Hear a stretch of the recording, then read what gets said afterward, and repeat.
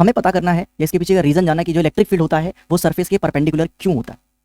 इसको जरा उल्टा सोचते हैं हम, अगर सरफेस के परपेंडिकुलर नहीं होता तो किसी जनरल एंगल थीटा पे होता, किसी एंगल पे होता, इलेक्ट्रिक फील्ड किसी एंगल पे होता। और अगर किसी एंगल पे होता तो उसके दो कंपोनेंट होते हैं, एक तो सरफेस के अलॉन्ग होता ई कॉस थीटा और एक सरफेस के परपेंडिकुलर होता ई साइन थीटा।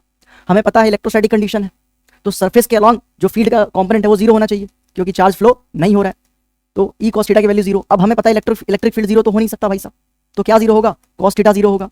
अच्छा कॉस थीटा जीरो कब होता है, जब थीटा 90 डिग्री पे होता है, तो यानी इट इज नेसेसरी कि इलेक्ट्रिक फील्ड 90 डिग्री पे ही होना चाहिए।